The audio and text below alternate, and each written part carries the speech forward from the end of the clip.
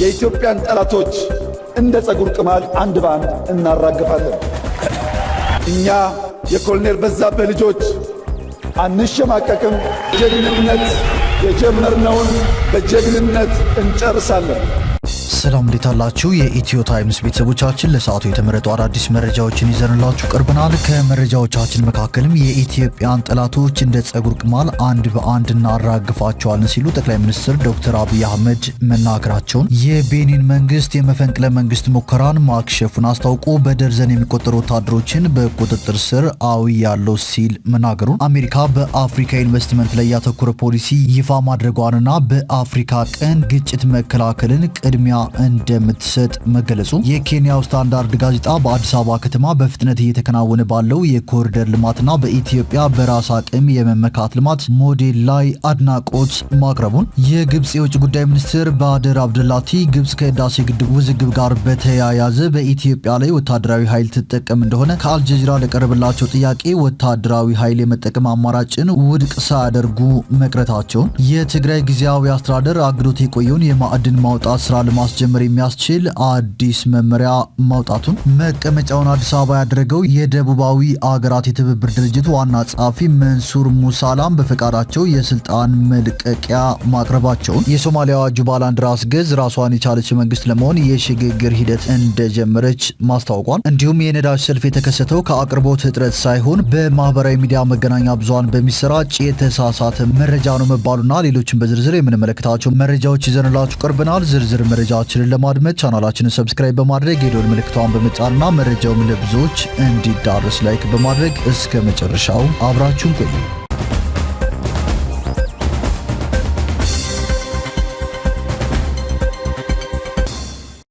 ወደ መጀመሪያው መረጃችን ስናልፍ የኢትዮጵያን ጠላቶች እንደ ጸጉር ቅማል አንድ በአንድ እናራግፋለን ሲሉ ጠቅላይ ሚኒስትር ዶክተር አብይ አህመድ ተናግረዋል። ጠቅላይ ሚኒስትሩ ይህንን ያሉት 20ኛው የብሔር ብሔረሰቦችና ሕዝቦች ቀን ክብረ በዓል በዛሬው ዕለት በማዕከላዊ ኢትዮጵያ ክልል ሆሳና ከተማ ሲከበር ባደረጉት ንግግር ነው። ጠቅላይ ሚኒስትር ዶክተር አብይ አህመድ በዚሁ ሰዓት የሀገርን መሻትና የባዳን ክፋት መለየት ይጠበቅብናል ያሉ ሲሆን ባዳ በክፋት የእኛን መሻት ለማጨለም ሲነሳ ኢትዮጵያውያን ለባዳ ፍላጎት መሳሪያ እንዳንሆን ሲሉም አሳስበዋል። እርስ በርስ መተሳሰር ሲገባን ክፉ ሳቢ ያለው የባዳን መሻት በውስጣችን እንዳናስገባና በታሪክ ተወቃሽ እንዳንሆን ኢትዮጵያውያን ልብ ገዝተን ሰላማችንን እናጽና ያሉት ጠቅላይ ሚኒስትር ዶክተር አብይ አህመድ አክለውም በንግግር እንመን ብለዋል። በተሰማራንበት የስራ መስክ ሁሉ በትጋት እንስራ፣ ሌብነትን እንጠይፍ፣ የአገር ጥቅምና የህዝቦቻችን ክብርን እናስቀድም፣ ለዘመናዊነትና ለለውጥ ክፍት እንሁን፣ ሉዓላዊነታችንንም በሁሉም መስክ እናሳካ ሲሉም ተናግረዋል። ይህ መልካም ጅምር በፈጣሪያችን የሚደገፍ ቢሆንም በሰይጣን ትጋት ቀን ከሌት ለማደናቀፍ ሙከራዎች ይደረጋሉ ሲሉም ገልጸዋል።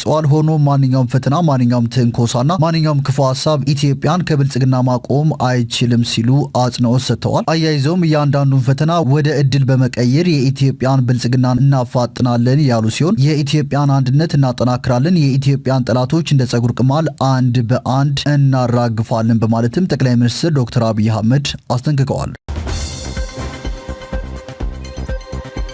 ወደ ቀጣዩ መረጃችን ስናልፍ የቤኒን መንግስት የመፈንቅለ መንግስት ሙከራ ማክሸፉን አስታውቋል። በደርዘን የሚቆጠሩ ወታደሮችን በቁጥጥር ስር አውያለሁ ሲልም ገልጿል። የቤኒን መንግስት አንድ ወታደራዊ ቡድን ፕሬዚዳንት ፓትሪስ ታሎንን ከስልጣን ማውረዱን በመንግስት ቴሌቪዥን ካወጀ ከጥቂት ሰዓታት በኋላ የመፈንቅለ መንግስት ሙከራ ማክሸፉን አስታውቋል። የአገሪቱ ወታደራዊና የደህንነት ምንጮች እሁድ ዕለት እንደገለጹት የመፈንቅለ መንግስቱ ሙከራ አዘጋጆችን ጨምሮ በደርዘን የሚቆጠሩ ወታደሮች በቁጥጥር ስር ውለዋል። በቅርብ ዓመታት ውስጥ የምዕራብ አፍሪካ ቀጠና በርካታ መፈንቅለ መንግስት ክስተቶች አጋጥመውታል። ከነዚህም መካከል የቤኒን ሰሜናዊ ጎረቤቶች የሆኑት ኒጀር፣ ቡርኪና ፋሶ እንዲሁም ማሊ፣ ጊኒና ከሁሉም በቅርቡ ደግሞ ጊኒ ቢሳው ይገኙበታል። እሁድ ዕለት ማለዳ ላይ ራሳቸውን የመሰረት ማደስ ወታደራዊ ኮሚቴ ብለው የሰየሙ ወታደሮች ተገናኝተው ከወሰኑ በኋላ ፓትሪስ ታሎንን ከሪፐብሊኩ ፕሬዚዳንት ስልጣን ማንሳታቸውን በመንግስት ቴሌቪዥን አስታውቀዋል። ሆኖም መግለጫው ከተሰማ ብዙም ሳይቆይ ለታሎን ቅርበት ያለው ምንጭ ለኤኤፍፒ ፕሬዚዳንቱ ደህና መሆናቸውን ገልጾ የመፈንቅለ መንግስት አቀናባሪዎችን ቴሌቪዥኑን ብቻ የተቆጣጠረ ትንሽ የሰዎች ስብሰባ በማለት ኮንኗል። ምንጩ እንዳስታወቀው የሀገሪቱ መደበኛ ሰራዊት ቁጥጥሩን መልሶ የያዘ ሲሆን ሀገሪቱን ሙሉ በሙሉ ደህንነቷ የተጠበቀ ነው ብሏል። የቤኒን የሀገር ውስጥ ጉዳይ ሚኒስትር አላሳን ሰኢዱ የወታደሮቹን መግለጫ አመጽ ሲሉ የጠሩት ሲሆን ዓላማው ሀገሪቱንና ተቋሞቿን መረጋጋት እንዳይኖር ማድረግ ነው ሲሉም ገልጸዋል።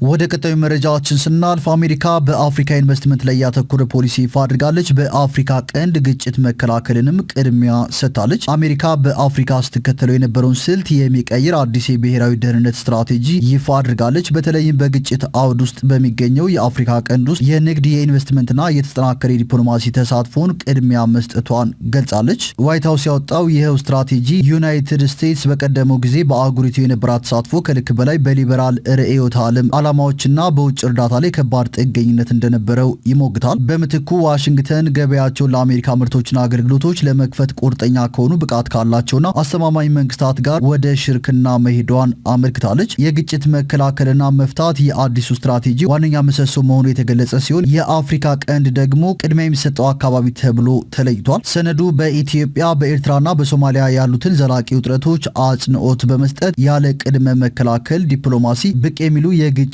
ምንጮች ሊባባሱ እንደሚችሉ ያስጠነቅቃል። በተጨማሪም ስትራቴጂው በኮንጎ ዲሞክራቲክ ሪፐብሊክና ሩዋንዳ መካከል ያለው አለመግባባት እንዲሁም በሱዳን ያለውን ጦርነት ጨምሮ በሌሎች ችግር ባለባቸው ቀጠናዎች ለሚካሄዱ ድርድሮች አሜሪካ የድርሻዋን ለመወጣት ያላትን ፍላጎት አሳይቷል። አዲስ ስታንዳርድ ከዚህ ቀደም የአሜሪካ በአፍሪካ ፖሊሲ ላይ የሚሰነዘረውን ትችት የተመለከተ አንድ ጥልቅ ትንታኔ ማስነበቡም አይዘነጋም። በወቅቱ አንድ ባለሙያ እንደገለጹት ፖሊሲው የቻይናን ተጽዕኖ መግታት ላይ ያተኮረ እንደነበርም ተገልጿል። ወደ ቀጣዩ መረጃችን ስናልፍ የግብጽ የውጭ ጉዳይ ሚኒስትር ባድር አብደላቲ ግብጽ ከህዳሴ ግድብ ውዝግብ ጋር በተያያዘ በኢትዮጵያ ላይ ወታደራዊ ኃይል ትጠቀም እንደሆነ ከአልጀዚራ ለቀረበላቸው ጥያቄ ወታደራዊ ኃይል የመጠቀም አማራጭን ውድቅ ሳያደርጉ ቀርተዋል። አብደላቲ የተባበሩት መንግስታት ድርጅት ቻርተር ጉዳት የደረሰበት ሀገር ራሱን የመከላከል መብት እንዳለው ደንግጓል ሲሉም በደፈናው ምላሽ ሰጥተዋል። አብደላቲ አስቀድሞ የማሳወቅና ጉዳት ያለማድረስ መርሆችን ጨምሮ የዓለም አቀፍ ህግጋትን በመጻረር በተናጠል ውሳኔ ለተገነባ ግድብ ህዳሴ የሚል እድገትን ወይም ቅቡልነትን የሚያመለክት ስያሜ ግብጽ ልትቀበለው አትችልም ብለዋል። በ13 ዓመታት የግድቡ የሶስትዮሽ ድርድር ሂደት ኢትዮጵያ ፈቃደኝነት አሳይታ አታውቅም ያሉት አብደላቲ አሁን ደግሞ ለድርድር ዝግጁ እንደሆነች ሐሰተኛ አቋም እያራመደች ትገኛለች በማለት ከሰዋል። በግብጽ የውሃ ደህንነት ውስጥ ጣልቃ መግባት የህልውና ስጋት ነው በማለትም አብደላቲ ያስጠነቀቁ ሲሆን ግብጽ የህዝቧን ዕጣ ፋንታ ለአንድ ሀገር የተናጠለ ውሳኔ ወይም በቃል ደረጃ ለተገባ ቃል ኪዳን እንደማትሸጠውም ገልጸዋል። ወደ ቀጣዩ መረጃችን ስናልፍ የትግራይ ክልል ጊዜያዊ አስተዳደር አግዶት የቆየውን የማዕድን ማውጣት ስራ ለማስጀመር የሚያስችል አዲስ መመሪያ አውጥቷል። ከሚያዝያ 2017 ዓ.ም በፊት ፈቃድ የያዙ የማዕድን አውጪዎች ፈቃዳቸውን እንዲያድሱ በተሻሻለው ደንብ መሰረት የማዕድንና ንግድ አስተዳደር ማህበራት የሮያሊቲ ክፍያ እንዲከፍሉ እንዲሁም የከባድ ማሽን ባለቤቶች ከማህበራቱ ጋር ውል እንዲያስሩ ያስገድዳል። መመሪያው በፍቃድ እድሳትም ሆነ አዲስ ፍቃድ በማውጣት ሂደት እያንዳንዱ ማዕድን አውጪ በሚሰራበት ወረዳና ቀበሌ ጭምር ምርመራዎች እንደሚደረጉና በህገወጥ ማዕድን ማውጣት ሲሳተፉ በቆዩ ፍቃድ ያላቸው ማዕድን አውጪዎች ላይ ምርመራ እንደሚደረግ መመሪያው ያትታል። በመጽደቅ ሂደት ላይ የነበሩ የማዕድንና የማምረቻ ፍቃዶች እስኪገመገሙ ድረስ ባሉበት የሚቆዩ ሲሆን የማሽነሪ የኬሚካልና የቴክኖሎጂ አቅራቢዎችም በመመሪያው መሰረት ፍቃድ እንደሚያገኙም በመመሪያው ላይ ተገልጿል። በባህላዊ መንገድ የማዕድን ቁፋሮ የሚያከናውኑ ማህበራት በማሽን የታገዘ ቁፋሮ ከሚያከናውኑት አውጪዎች ጋር ውል አስረው መስራት እንዳይችሉም መመሪያው አግዷል።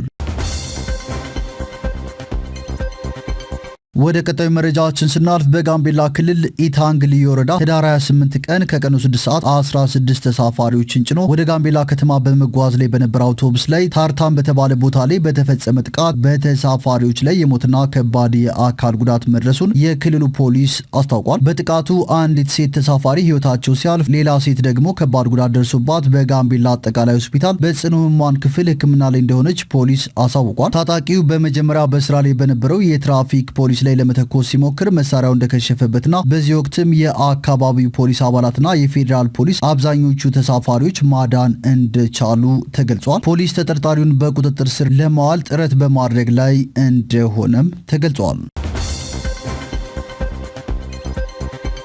ወደ ቀጣዩ መረጃችን ስናልፍ መቀመጫውን አዲስ አበባ ያደረገው የደቡባዊ አገራት የትብብር ድርጅት ዋና ጸሐፊ መንሱር ሙሳላም በፈቃዳቸው የስልጣን መልቀቂያ አቅርበዋል። ዋና ጸሐፊው መልቀቂያ ያቀረቡት አባል ሀገራት የድርጅቱን የአባልነት መዋጮ ባለመክፈላቸው የድርጅቱ ዘላቂነት ጥያቄ ውስጥ በመግባቱ እንደሆነ ገልጸዋል። ዋና ጸሐፊው ባቀረቡት የመልቀቂያ ጥያቄ ላይ አባል ሀገራት የሚጠበቅባቸውን የአባልነት የግዴታ መዋጮ በወቅቱ አለመክፈላቸው ድርጅቱን፣ ሰራተኞቹንና አጋሮቹን አጣብቂኝ ውስጥ ከቷቸዋል የተባለው ይህን ይህንኑ ተከትሎ ዋና ጸሐፊው ታህሳስ 7 ለሚሰበሰበው የድርጅቱ አባል ሀገራት የመሪዎች ጉባኤ የድርጅቱን በጀት ማሟላትና አዲስ አመራር መምረጥ ወይም ድርጅቱን ጨርሶ መዝጋት የሚሉ አማራጮችን አቅርበዋል። ሳውዲ አረቢያዊው መንሱር ድርጅቱን ላለፉት 5 ዓመታት የመሩ ናቸው። የአፍሪካ፣ የመካከለኛው ምስራቅ፣ የላቲን አሜሪካ፣ የእስያና የፓሲፊክ ታዳጊ ሀገራት ድርጅቱን ከ5 ዓመት በፊት የመሰረቱት በልማት ፋይናንስ፣ እውቀት፣ ክህሎትና ምርምር ጉዳዮች ላይ የጋራ ትብብር ለማድረግ እንዲችሉ እንደነበርም ተገልጿል።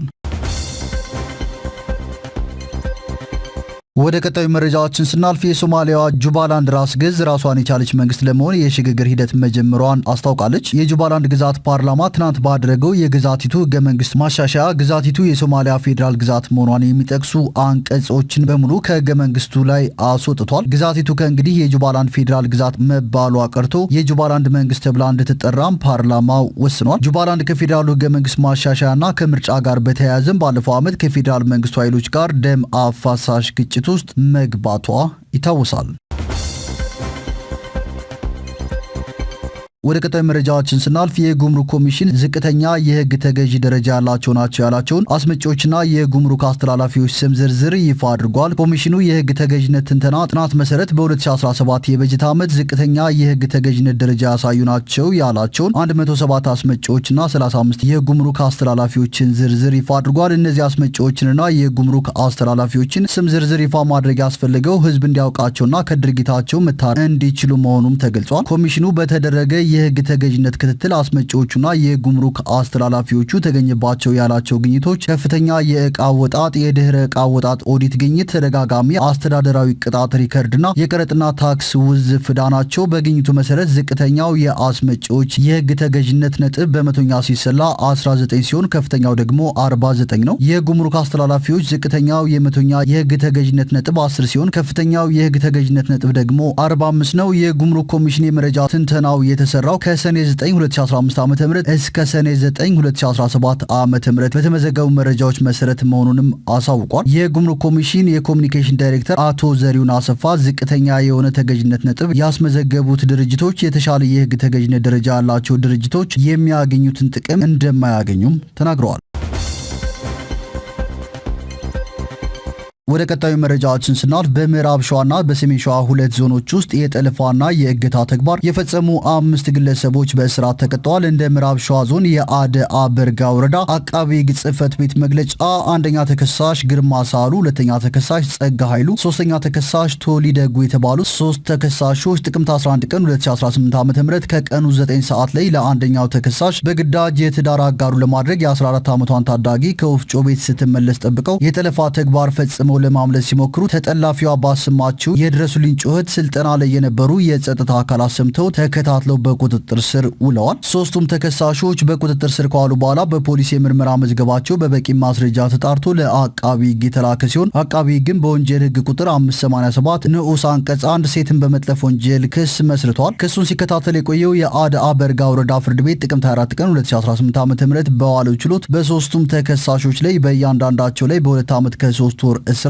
እንደወሰነባቸው የአቃቢ ሕግ ጽሕፈት ቤት መግለጫ አመልክቷል።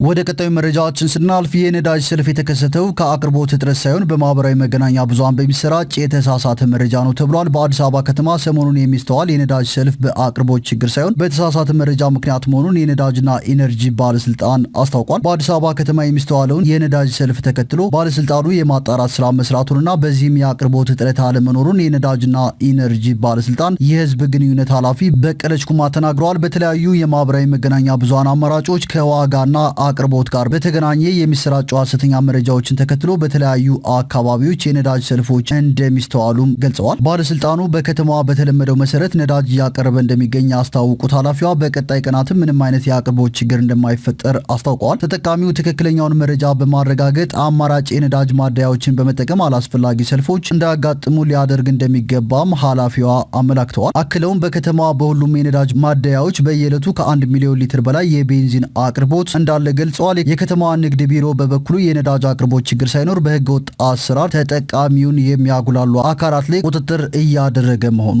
ተገልጿል። ወደ መጨረሻው መረጃችን ስናልፍ ኬንያ እንደ ሲንጋፖር ሳይሆን እንደ ኢትዮጵያ ሁኑ ብላለች። የኬንያው ጋዜጣ ስታንዳርድ በአዲስ አበባ ከተማ በፍጥነት እየተከናወነ ባለው የኮሪደር ልማትና በኢትዮጵያ በራስ አቅም የመመካት ልማት ሞዴል ላይ አድናቆቱን ገልጸዋል። ጋዜጣው የኢትዮጵያን በራስ አቅም ብልጽግናን የማረጋገጥ ልምድ ለሌሎች የአፍሪካ ሀገራት ትልቅ ምሳሌ አድርጎ አቅርበዋል። ስታንዳርድ ጋዜጣ አዲስ አበባ በኮሪደር ልማት ያሳየችው ስኬት የመጣው ከአይኤምኤፍ ብድር ሳይሆን በራሷ ግብር ከፋይ ዜጎች መዋጮ መሆኑን በጉልህ አስምሮበታል። ይህ በራስ ወጪና በራስ ባለሙያዎች የመስራት ልምድ ኢትዮጵያውያን ከዚህ ቀደም የገነቡት ታላቁ የህዳሴ ግድብ ውጤት መቀጠያ መሆኑንም ጋዜጣው አመልክቷል።